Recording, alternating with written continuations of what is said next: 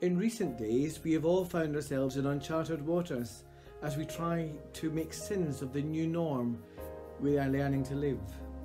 We have recognised that the usual ways of greeting one another, the handshakes, the hug, have had to change as we have learned to add social distancing into the equation. For most, we've had to learn new ways of connection. Phone calls, social media, online worship gatherings and social events have become the new norm. But equally, for most of us, the lack of human touch or face-to-face connection has also taken its toll.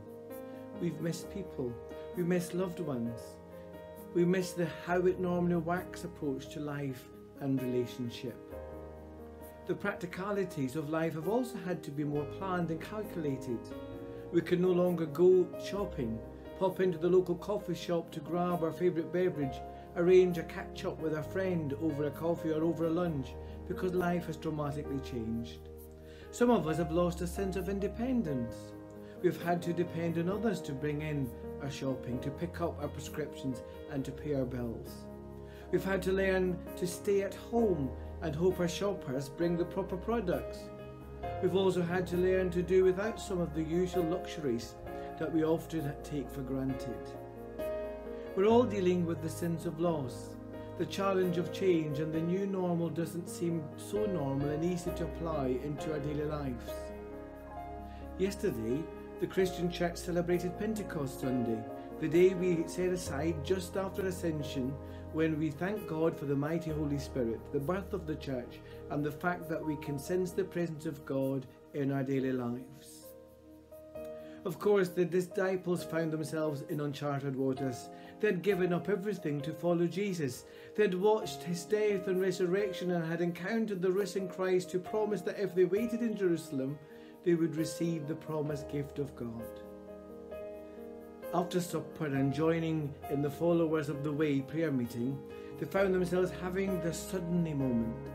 The promise is no longer far off or an idea that will eventually come to pass, but in the upper room amongst the confusion, the hurt, the isolation and pain, the followers of the way encounter the mighty Holy Spirit and they are caught by surprise. In their heads, they had pondered, was this the end of the great Jesus story? Was it time to go back to tax collecting and fish catching? Was it time to accept that they would continually be rejected or fear for their lives as they were pursued by the religious because they recognised Jesus as the promised Messiah? With the backdrop of confusion, emotional pain and a deep fear about the future, the followers had their suddenly moment. The moment where the fear and concern about the future would fade into insignificance, where they would be empowered and equipped to establish the church and mission movement that invites us, you and I, to follow Jesus and become followers of his way. In these days, we are not too unalike when it comes to thinking of the first day followers. We have been scattered. Some of us are concerned about tomorrow. Some of us fear what the future looks like and find ourselves overwhelmed and pondering what life will throw at us next. Although a different world, a different reason, the promise fulfilled that very first Pentecost Sunday can be our present day reality. The mighty Holy Spirit wants to draw close in these moments, to bring peace and strength, to encourage and to give joy that secures your passion for the future. The Holy Spirit wants to suddenly appear, to suddenly change your concerns into commitment, to suddenly transform your worry into worship, and suddenly take your perplexity and give you a heart to praise. As you listen to the song Suddenly, choose to be still, to slow your breathing, to close your eyes, and to allow the Spirit of God to draw close and to fill you with his presence. Speak to him, share your concerns and worries, and place your trust in the powerful hands of Jesus. Allow yourself to have a suddenly moment with the sweet Spirit of God.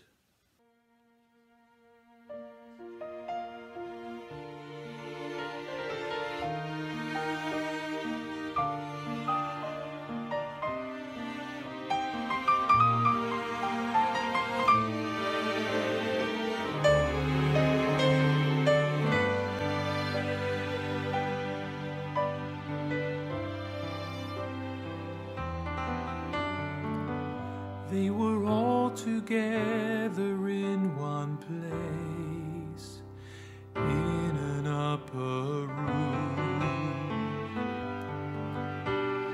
praying for God's power from on high. They were waiting for a promise made not so long ago.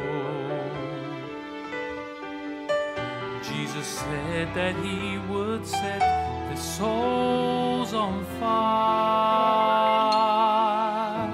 Suddenly the sound of the wind came rushing in, and their souls were set aflame. To them he gave the power when they called upon his name.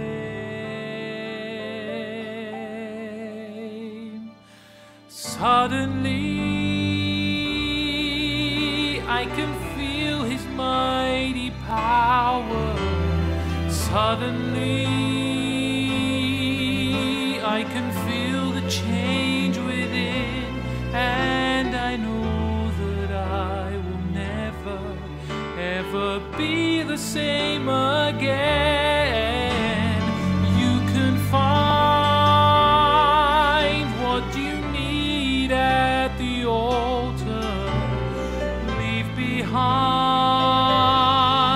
every weight that presses in, for the Spirit of the Lord is still moving. Suddenly,